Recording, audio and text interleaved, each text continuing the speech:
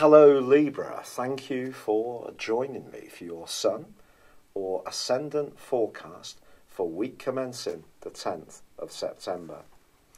This week continues to see a lot of activity in the most private part of your horoscope.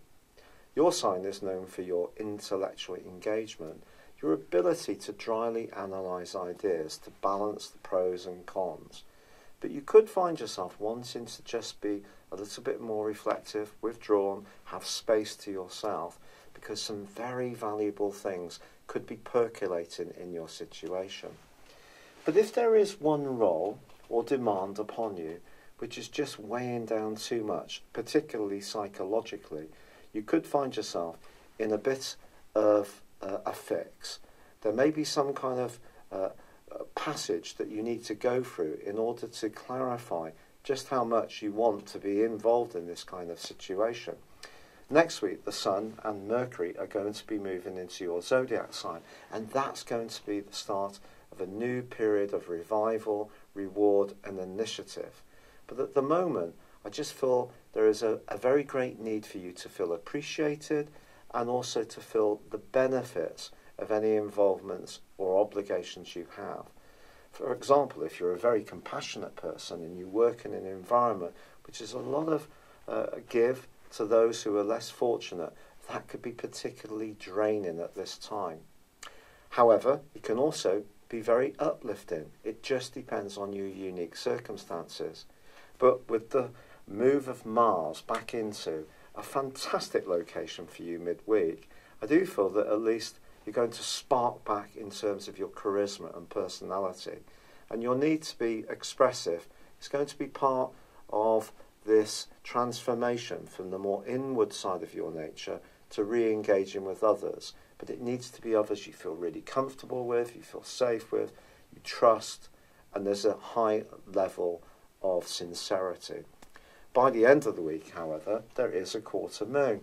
And somebody around you may seize on a tidbit of information if you share it with them. So I would keep your astral cards quite close to your chest with anyone you don't know very well or have never really totally trusted. It's been a real pleasure being with you, Libra.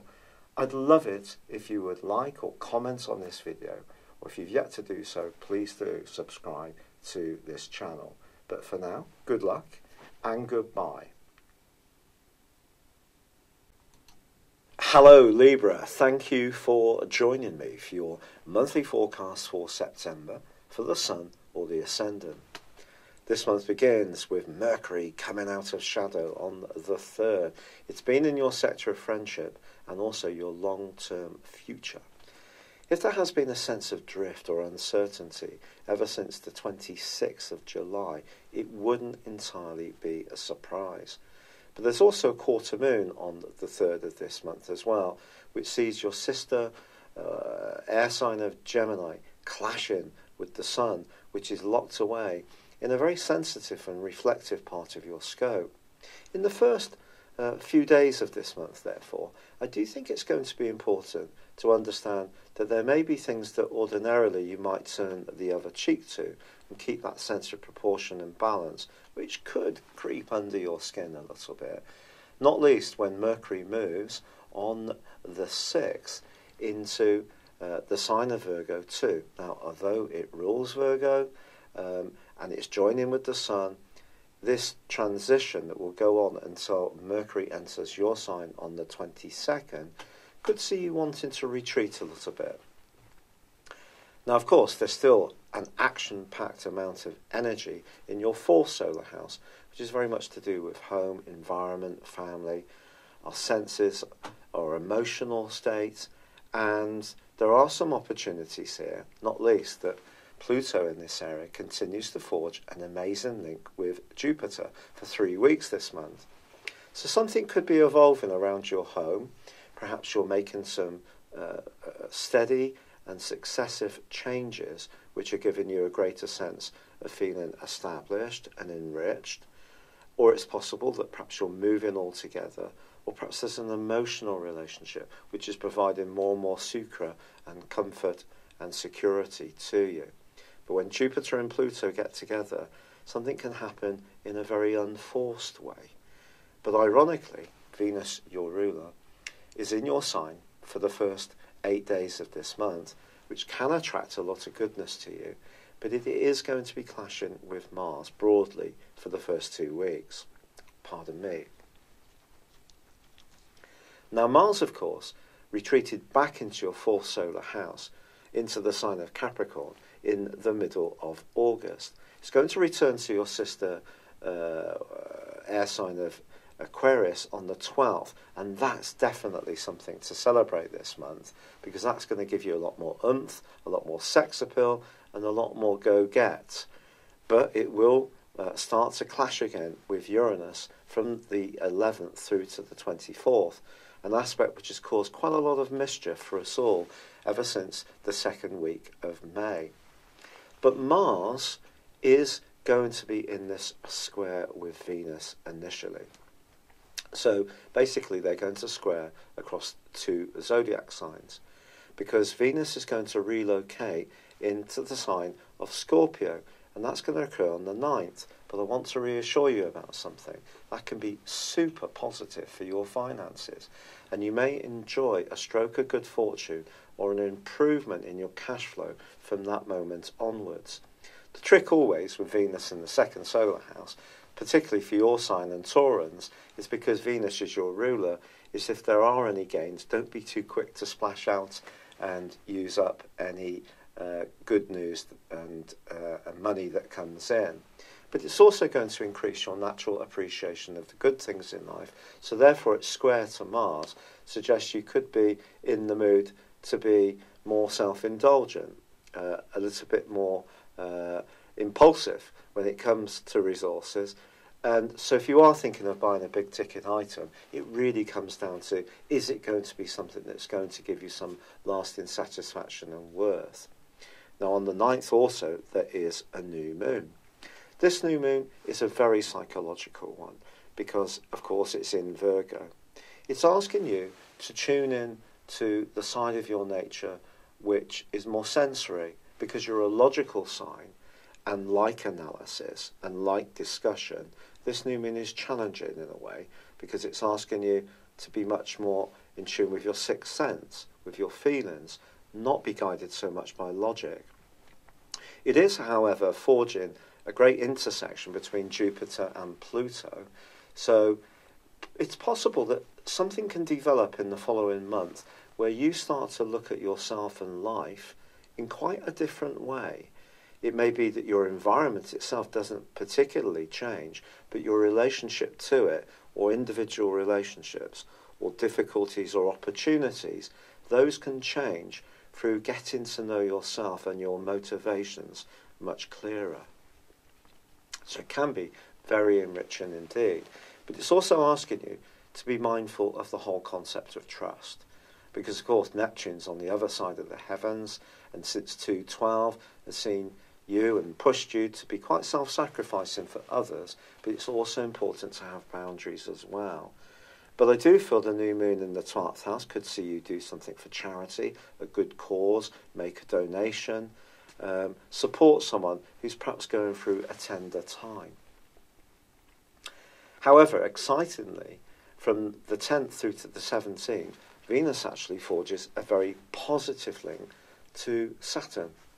Now, Saturn in the 4th solar house, as it will be for the next year and a half still, is not a walk in the park, because Saturn is exacting, but it's also going to give you a reward if you keep working at it, and it's probably going to be around where you live, creating a better, more stable environment, a physically more attractive environment, hopefully. But at the moment, there could be a sense that you're having to really work at this. And not all of your conditions, whether it's with family members or in your emotional life or in the physical context of where you live, might be quite as sweet as you would like. But this link with Venus suggests that the good news that's coming in through Venus can feed into Saturn. So you may be able to make some astute purchases that make life more comfortable, that perhaps pay off a little bit of debt, that perhaps in some way make you feel more secure in where you are, and that's obviously to be hugely welcomed. However, what does this square between Mars and Uranus mean? We know that Mars is in the part of your scope to do with self-expression and your sense of attractiveness from the 12th, but Uranus is in the deep, passionate 8th house. If there is a relationship which is a bit clingy, stops you from being a free spirit, it could get you down a little bit in the following couple of weeks. But equally, you may be drawn to someone, if you're single, who's very hot and attractive, but the reasons that you're drawn to them may be ones that you need to think about carefully. And it won't be, quite frankly, until Mercury enters your sign on the 22nd, followed by the Sun on the 23rd, that you're really going to move into your power. I think your physical vitality will come up. Psychologically, will just suddenly feel stronger. You can move much more in control of what you need to do. I feel that there's a sense of purposefulness that will come through that maybe has been a little bit lacking as you have been rather more introspective on the back of those very sensitive energies earlier in the month. But then there is a full moon in your opposite sign. It's possible that someone in your family, someone that you're close to, could be even someone you live with, could be really quite trying. I need to just be really truthful about this. I know that it is important to always be positive, and I do try to be positive, but it is also important to say it how it is. So this is a full moon which squares up with Saturn. Now, just to reassure you, in my progress chart, even though I was born as an Aquarius, 30 minutes into Aquarius, because of now being 60, my progressed Sun is now 1 degree in Aries. And that's basically going to reflect this full moon. So I've got Saturn, since it retreated backwards in the 5.5 months of its retrograde through to the 6th of this month. Well, I've had that coming back into squaring up that progressed Sun. So limitation, which has obviously been played out in my health. And because I work at home, that's obviously had an impact as well. And the 7th house, and of course I'm a Libra ascendant, in Aries is very much about relationships. So relationships have to be worked at when Saturn's involved.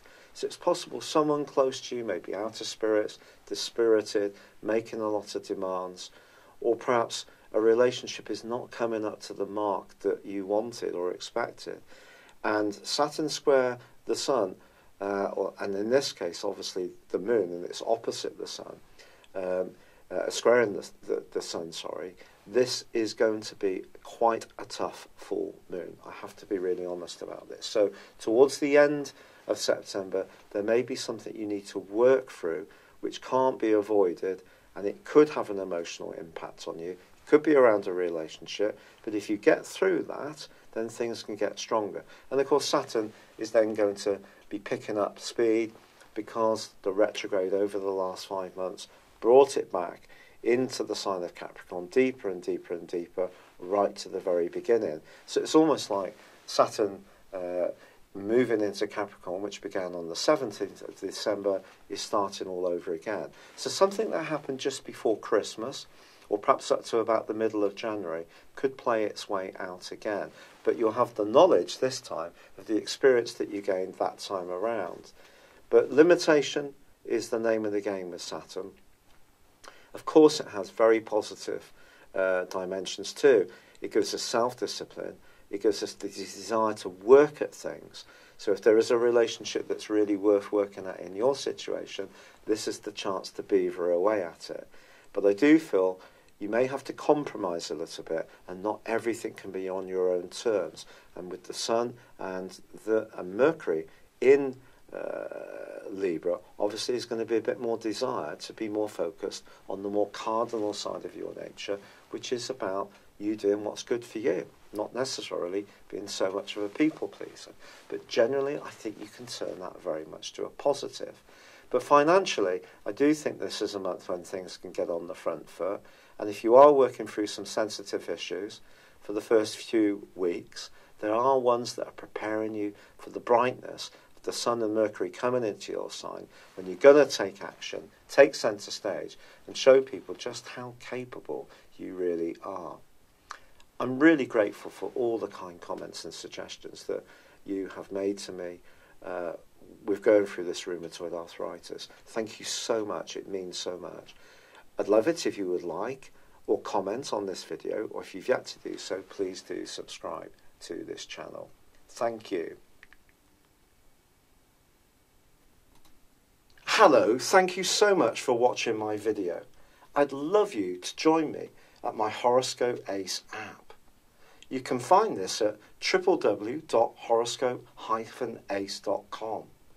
You can use it through Android, iOS, Apple or Facebook. Check out your ascendant or your moon sign, or download your free birth chart. There's all your favourite videos, plus there are daily, weekly, monthly and yearly horoscopes for general, love, Chinese and Indian astrology. If your passion is tarot, there's my brilliant 3-card money or love tarot readings too. And it's all there at www.horoscope-ace.com. Thank you.